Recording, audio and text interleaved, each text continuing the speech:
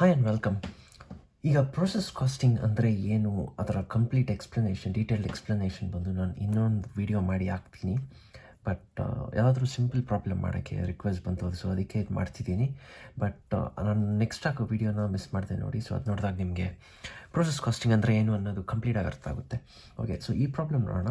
Just basic simple problem ಇದು. A product passes through two processes R and V. 600 units of material were introduced to process R at 12 per unit. Other expenses ಅವ್ರು ಕೊಟ್ಟಿದ್ದಾರೆ ಒಂದೊಂದು ಪ್ರೊಸೆಸ್ಗೆ ಎಷ್ಟು ಅಂತ. ಈಗ process ಕಾಸ್ಟಿಂಗಲ್ಲಿ ಏನಾಗುತ್ತೆ ಅಂದರೆ, ಒಂದು ಪ್ರಾಡಕ್ಟ್ ಮೆಟೀರಿಯಲ್ ಬಂದು ಒಂದು ಪ್ರೊಸೆಸ್ಗೆ ಬರುತ್ತೆ. ಸೊ ಅಲ್ಲಿ ಅದಕ್ಕೆ ಸಂಬಂಧಪಟ್ಟಿರೋ ಖರ್ಚುಗಳನ್ನ ಆ್ಯಡ್ ಮಾಡಿ, ಲೈಕ್ ವೇಜಸ್ ಅಥವಾ ಎಕ್ಸ್ಪೆನ್ಸಸ್ ಅಂತ ಅದನ್ನೆಲ್ಲ ಆ್ಯಡ್ ಮಾಡಿ ಆ ಕಾಸ್ಟ್ನ ನಾವು ನೆಕ್ಸ್ಟ್ ಪ್ರೊಸೆಸ್ಗೆ ಟ್ರಾನ್ಸ್ಫರ್ ಮಾಡ್ತೀವಿ. ಸೊ ಅದೇ ಥರ ಇಲ್ಲಿ ಇರೋ ಪ್ರೊಸೆಸ್ಗೆಲ್ಲ ಹೋಗುತ್ತೆ ಒಂದು ಪ್ರಾಡಕ್ಟು. ಫೈನಲ್ ಆಗಿ ಅದು ಬಂದಾಗ ಆ ಕಾಸ್ಟ್ ಎಲ್ಲ ಆ್ಯಡ್ ಆಗಿಬಿಟ್ಟಿರುತ್ತೆ. ಸೊ ಪ್ರಾಡಕ್ಟ್ಗೆ ಎಷ್ಟು ಕಾಸ್ಟ್ ಅಂತ ಅವರು ಅದ್ರ ಮೇಲೆ ಫಿಕ್ಸ್ ಮಾಡ್ತಾರೆ. ಓಕೆ, ಸೊ ಹೇಗಂದರೆ ಇದರಲ್ಲಿ ನಡೆಯೋದು, ಡೆಬಿಟ್ ಸೈಡ್ ನಾವೆಲ್ಲ ಆಗ ಎಕ್ಸ್ಪೆನ್ಸಸ್ನ ಬರ್ಕೊಳ್ತೀವಿ. ಕ್ರೆಡಿಟ್ ಸೈಡ್ ಬಂದು ಈ ಪ್ರೊಸೆಸ್ಸಿಂದ ಏನೇನು ತೆಗೆದಾಕ್ತಾ ಇದ್ದೀವಿ ಅಂಥದನ್ನು ಬರ್ಕೊಳ್ತೀವಿ. ಸೊ ಈ ಕಡೆ ಲಾಸಸ್ ಬರ್ಬೋದು, ಆ್ಯಂಡ್ ಆಲ್ಸೋ ಈ ಪ್ರೊಸೆಸ್ಸಿಂದ ನೆಕ್ಸ್ಟ್ ಪ್ರೊಸೆಸ್ ಕಳಿಸ್ತೀವಲ್ಲ, ಸೊ ಅದು ಈ ಕಡೆ ಬರುತ್ತೆ. ಆಯಿತಾ? ಸೊ ಎಕ್ಸ್ಪೆನ್ಸ್ ಎಲ್ಲ ಈ ಕಡೆ, ಹೊರಗಡೆ ಹೋಗ್ತಿರೋದೆಲ್ಲ ಈ ಕಡೆ. ಆಲ್ ರೈಟ್, ಇವಾಗ ನೋಡಿ, 600 units of material introduce to processor ಅಂದರೆ ಪ್ರೊಸೆಸ್ ಒಳಗೆ ಬರ್ತಿದೆ. ಸೊ ಅದಕ್ಕೆ ಡೆಬಿಟ್ ಕಡೆ ಬರುತ್ತೆ. ಡೆಬಿಟ್ ವಾಟ್ ಕಮ್ಸ್ ಇನ್ ಅಲ್ವಾ. So to input of materials. So ಅವ್ರು ಕೊಟ್ಟಿರೋದು ಬಂದು 600 ಯೂನಿಟ್ಸ್ ಅಂತ. Okay, units rupees. Okay, so 600 units at the rate of 12 per unit. So ಒಂದೊಂದು ಯೂನಿಟು 12 ರೂಪಾಯಿ. ಸೊ ಹಂಗಂದರೆ ಟೋಟಲ್ ವ್ಯಾಲ್ಯೂ ಬಂದು 7200.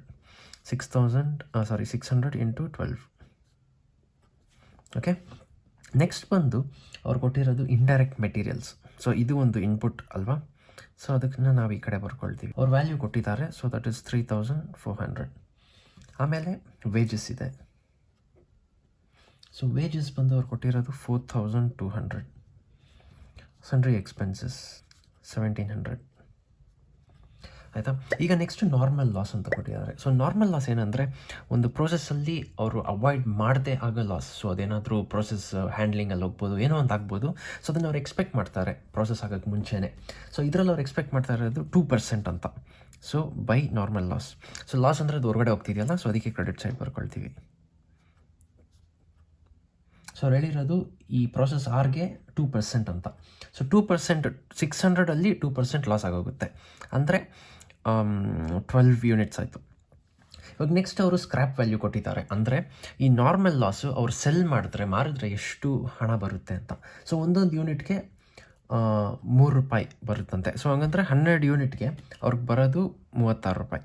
ಸೊ ಇದು ಆ್ಯಕ್ಚುಲಾಗಿ ಆಗೋದು ಅಂತ ಹೇಳೋಕ್ಕಾಗಲ್ಲ ನಾವು, ಬಟ್ ಯೂಶ್ವಲಾಗಿ ಆಗುತ್ತೆ. ಅದಕ್ಕೆ ಅವ್ರು ಎಕ್ಸ್ಪೆಕ್ಟ್ ಮಾಡಿ ಹಾಕ್ತಾರೆ. ಓಕೆ, ಸೊ ನಾರ್ಮಲ್ ಲಾಸ್ ಆಯಿತು. ಫೈನಲಾಗಿ ಔಟ್ಪುಟ್. ಸೊ ಈ ಪ್ರೊಸೆಸ್ಸಲ್ಲಿ ಔಟ್ಪುಟ್ ಏನಾಗಿದೆ ಅಂತ. ಸೊ ನ್ಯಾಚುರಲಿ ಈ ಪ್ರೊಸೆಸ್ಸಲ್ಲಿರೋ ಇನ್ಪುಟ್ ಬಂದು ಇದಕ್ಕೆ ಔಟ್ಪುಟಾಗಿ ಟ್ರಾನ್ಸ್ಫರ್ ಮಾಡ್ತಾರಲ್ವ. ಸೊ ಅದಕ್ಕೆ ಇಲ್ಲಿ ಬೈ ಪ್ರೊಸೆಸ್ ವಿ ಅಂತ ತೊಗೊಳ್ತೀವಿ. So next process. ಸೊ ಅವ್ರು ಕೊಟ್ಟಿರೋದು 570 ಯೂನಿಟ್ಸ್ ಅಂತ. ಓಕೆ, ಇವಾಗ ನಾವೇನು ನೋಡಬೇಕಂದ್ರೆ, ಅವ್ರು ಇನ್ಪುಟ್ ಮಾಡಿರೋದೆಷ್ಟು, ಅಂದರೆ ಇನ್ಪುಟ್ ಬಂದಿರೋದೆಷ್ಟು, ಆಮೇಲೆ ಲಾಸ್ ಎಷ್ಟಾಗಿದೆ, ಎಷ್ಟು ಕಳಿಸಿದ್ದಾರೆ ಅಂತ. ಸೊ 600 ಇನ್ಪುಟ್ ಮಾಡಿದ್ರು, ಆಮೇಲೆ 12 ಲಾಸ್ ಆಗಿದೆ. ಸೊ ಹಂಗಂದರೆ 588 ಬಂದು ನೆಕ್ಸ್ಟ್ ಪ್ರೊಸೆಸ್ಗೆ ಹೋಗಬೇಕಾಗಿತ್ತು. ಆದರೆ ಅವ್ರು ಕಳಿಸಿರೋದು ಬರೀ 570. ಅಂದರೆ ಇನ್ನೂ ಬ್ಯಾಲೆನ್ಸ್ 18 ಇದೆಯಲ್ಲ, ಅದು ಬಂದು abnormal loss. So abnormal loss ಅಂದರೆ ಅವ್ರು ಅಂದ್ಕೊಳ್ದೆ ಆಗೋ ಲಾಸ್ ಅದು. ಸೊ ಇವಾಗ ನಾವು ಇದೆರಡರ ವ್ಯಾಲ್ಯೂ ಎಷ್ಟು ಅಂತ ನೋಡಬೇಕು. So per unit, cost per unit ಎಷ್ಟು, ಇಷ್ಟು ದೂರ ಅಂತ ನಾವು ನೋಡಬೇಕು. ಸೊ ಅದು ಹೇಗೆ ಮಾಡ್ತೀವಿ ಅಂದರೆ, ಟೋಟಲ್ ಎಕ್ಸ್ಪೆನ್ಸಸ್ ತೊಗೊಳ್ತೀವಿ, ಅದರಲ್ಲಿ ಸ್ಕ್ರ್ಯಾಪ್ ವ್ಯಾಲ್ಯೂನ ನಾವು ಮೈನಸ್ ಮಾಡ್ಕೊಳ್ತೀವಿ. ಯಾಕಂದರೆ ಈ ನಾರ್ಮಲ್ ಲಾಸ್ ಬಂದು ಅವರು ಮೊದಲೇ ಎಕ್ಸ್ಪೆಕ್ಟ್ ಮಾಡಿರೋದು. ಸೊ ಅದನ್ನು ಮೈನಸ್ ಮಾಡ್ಕೊಳ್ತೀವಿ. ಡಿವೈಡ್ ಮಾಡೋದು ಏನರಲ್ಲ ಅಂದರೆ, total units introduced minus normal loss units. ಓಕೆನಾ? ಸೊ ಅದು ಹೇಗಾಗುತ್ತೆ ಅಂದರೆ, ಅವಾಗ ನಾವು ಬಂದು ಈ ಟೋಟಲಾಗಿ ಆ್ಯಡ್ ಮಾಡಿದಾಗ ನಮಗೆ ಬರೋದು 16,464. ಇದನ್ನು ಆ್ಯಡ್ ಮಾಡಿ ನಾವು ಇದನ್ನು ಮೈನಸ್ ಮಾಡಿದಾಗ, ಓಕೆ, ಅದರಲ್ಲಿ ನಾವು ಡಿವೈಡ್ ಮಾಡಬೇಕಾಗಿರೋದು ಬಂದು 600 ಮೈನಸ್ 12 ಅಂದರೆ 588. ಸೊ ಇದು ಮಾಡಿದಾಗ ನಮಗೆ ಬರೋದು ಬಂದು 28.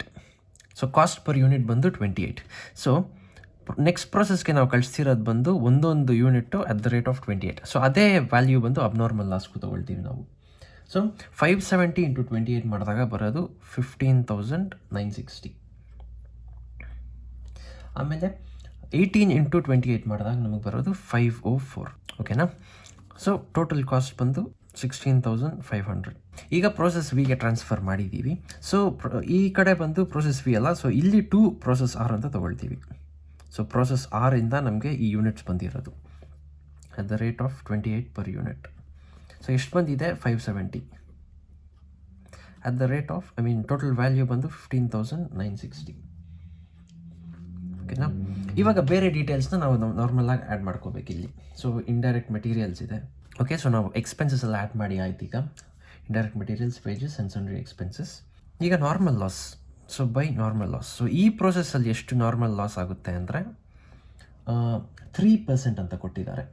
ಸೊ 570 ಯೂನಿಟ್ಸಲ್ಲಿ 3% ಎಷ್ಟು ಅಂತ ನಾವು ನೋಡಬೇಕು.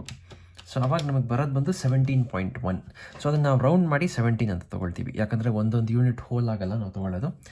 ಓಕೆ, ಸೊ 17.1 ಅಥವಾ 17. ಸೊ 17 ಇಂಟು ಅವ್ರ ಸ್ಕ್ರ್ಯಾಪ್ ವ್ಯಾಲ್ಯೂ ಕೊಟ್ಟಿರೋದು 4 rupees. ಸೊ ಈ 17 ಯೂನಿಟ್ಸ್ನ ಒಂದೊಂದು ಯೂನಿಟ್ 4 rupeesಗೆ ಅವ್ರು ಸೆಲ್ ಮಾಡ್ಬೋದು. ಸೊ ಮಾಡಿದಾಗ ನಮಗೆ ಸಿಗೋದು ಬಂದು 68. ಸೊ ಇದೇ ಸ್ಕ್ರ್ಯಾಪ್ ವ್ಯಾಲ್ಯೂ, ಆಯಿತಾ. ಸೊ ನೆಕ್ಸ್ಟ್ ಏನಂದರೆ ಔಟ್ಪುಟ್ ಅವ್ರೇನು ಕೊಟ್ಟಿದ್ದಾರೆ. ಸೊ ಇಲ್ಲಿ ನೆಕ್ಸ್ಟ್ ಪ್ರೋಸೆಸ್ ಬಂದು ಯಾವುದೂ ಇಲ್ಲ. ಸೊ ನಾವು ಫಿನಿಶ್ ಗೂಡ್ಸ್ ಅಂತ ತೊಗೊಳ್ತೀವಿ. ಸೊ ಔಟ್ಪುಟ್ ಬಂದು ಇಲ್ಲಿ 560 ಆಗಿದೆ. ಓಕೆ, ಸೊ ಇವಾಗ ನೋಡಿ 570 ಅವ್ರು ಇಂಟ್ರೊಡ್ಯೂಸ್ ಮಾಡಿದ್ರು. 17 ಲಾಸ್ ಆಗಬೇಕಾಗಿತ್ತು ಅವ್ರು ಎಕ್ಸ್ಪೆಕ್ಟ್ ಮಾಡ್ದಂಗೆ. ಸೊ ಅವಾಗ ಒಂದು ವೇಳೆ ಹಂಗಾಗಿದ್ದರೆ ಎಷ್ಟು ಅವ್ರ ಔಟ್ಪುಟ್ ಬರಬೇಕಾಗಿತ್ತು ಅಂದರೆ 553. ಸೊ ಇದು ಮೈನಸ್ ಇದು ಮಾಡಿದಾಗಲೇ ನಮಗೆ ಔಟ್ಪುಟ್ ಬರೋದು. ಆದರೆ ಅವ್ರು ಪ್ರೊಡ್ಯೂಸ್ ಮಾಡಿರೋದು 560. ಹಾಗಂದರೆ 7 ಯೂನಿಟ್ಸ್ ಜಾಸ್ತಿ ಪ್ರೊಡ್ಯೂಸ್ ಮಾಡಿದ್ದಾರೆ. ಓಕೆ, ಸೊ ಇದು ಬಂದು ಅಬ್ನಾರ್ಮಲ್ ಗೇನ್, ಅವ್ರು ಅಂದ್ಕೊಳ್ದೆ ಬಂದಿರೋ ಗೇನ್ ಇದು. ಸೊ ಅದನ್ನು ನಾವು ನ್ಯಾಚುರಲಿ ಈ ಕಡೆ ತೋರಿಸ್ತೀವಿ. ಓಕೆನಾ. ಸೊ ಇಲ್ಲಿ ಅಬ್ನಾರ್ಮಲ್ ಗೇನ್. ಸೊ ಎಷ್ಟು 7 ಯೂನಿಟ್ಸ್. ಸೊ ಇವಾಗ ಇದರ ವ್ಯಾಲ್ಯೂ ಎಷ್ಟು ಅಂತ ನಾವು ಕಂಡುಹಿಡ್ಕೋಬೇಕು. ಸೊ ಇದಕ್ಕೆ ಕೂಡ ನಾವು ಸೇಮ್ ಅದೇ ಥರನೇ ನಾವು ಕಾಸ್ಟ್ ಪರ್ ಯೂನಿಟ್ ಕಂಡುಹಿಡಿಯೋದು. ಸೊ ಹೇಗಂದರೆ ಎಲ್ಲ ಎಕ್ಸ್ಪೆನ್ಸಸ್ನ ನಾವು ಆ್ಯಡ್ ಮಾಡ್ಕೋಬೇಕು. ಸೊ ಕಾಸ್ಟ್ ಬಂದು 22,360 ಕಾಸ್ಟ್ ಪರ್ ಯೂನಿಟ್. ಸೊ ಇದರಲ್ಲಿ ನಾವೇನು ಮೈನಸ್ ಮಾಡ್ತೀವಿ ಅಂದರೆ ಸ್ಕ್ರ್ಯಾಪ್. ಸೊ ಸ್ಕ್ರ್ಯಾಪ್ ಬಂದು 68 ಇದೆ, divided by total units minus normal loss units ಅಂದರೆ scrap units. So 570 minus 70, 2292 divided by 553. ಇವಾಗ ಬರೋದು ನಮಗೆ 40.31. ಸೊ ಇದೇ ಇವಾಗ ಕಾಸ್ಟ್ ಪರ್ ಯೂನಿಟ್. ಓಕೆನಾ. ಸೊ ಈ ಕಾಸ್ಟ್ ಪರ್ ಯೂನಿಟ್ ನಾವು ಫಿನಿಶ್ ಗೂಡ್ಸ್ ಆ್ಯಂಡ್ ಅಬ್ನಾರ್ಮಲ್ ಗೇನ್ಗೆ ಮಲ್ಟಿಪ್ಲೈ ಮಾಡ್ತೀವಿ. ಸೊ ಅವಾಗ ಅದ್ರ ವ್ಯಾಲ್ಯೂ ನಮಗೆ ಬರುತ್ತೆ. ಸೊ 22574. ಓಕೆ, ಮತ್ತು 40.31 ಇಂಟು 7 ಮಾಡಿದಾಗ ನಮಗೆ 282 ಬರುತ್ತೆ. ಓಕೆನಾ. ಸೊ ಇವಾಗ ನಾವು ಇದನ್ನು ಟೋಟಲಾಗಿ ಆ್ಯಡ್ ಮಾಡಿ, ಸೊ ಅಷ್ಟೇ ಇದೆ ಪ್ರೋಸೆಸ್ ಅಕೌಂಟ್ಸ್. ಸೊ ಇದನ್ನ ಡೀಟೇಲ್ ಪ್ರಾಬ್ಲಮ್ಸ್ ಅಂದರೆ ಅವ್ರು normal loss account, abnormal gain account ಇವೆಲ್ಲ ಪ್ರಿಪೇರ್ ಮಾಡಿ ಅಂತ ಹೇಳ್ತಾರೆ. ಸೊ ಅದೇ ನಾನು ಇನ್ನೊಂದು ವಿಡಿಯೋ ಪೋಸ್ಟ್ ಮಾಡ್ತೀನಿ. ಸೊ ಅದರಲ್ಲಿ ಪ್ರೋಸೆಸ್ ಕಾಸ್ಟಿಂಗ್ ಕಂಪ್ಲೀಟಾಗಿ ಎಕ್ಸ್ಪ್ಲೈನ್ ಮಾಡ್ತೀನಿ. ಸೊ ಅದನ್ನು ಡೆಫಿನೆಟಾಗಿ ನೋಡಿ, ಅವಾಗ ನಿಮಗೆ ಇನ್ನೂ ಚೆನ್ನಾಗಿ ಅರ್ಥ ಆಗುತ್ತೆ. ಎನಿವೆ, ಇದು ನೋಡಿದ್ದಕ್ಕೆ ಥ್ಯಾಂಕ್ಸ್. ನಿಮ್ಗೇನು ಅನಿಸುತ್ತೆ ಅಂತ ಹೇಳಿ. ಇಷ್ಟ ಆಗಿದ್ರೆ ಸಬ್ಸ್ಕ್ರೈಬ್ ಮಾಡಿ. ನೆಕ್ಸ್ಟ್ ಟೈಮ್ ಮತ್ತೆ ನೋಡೋಣ.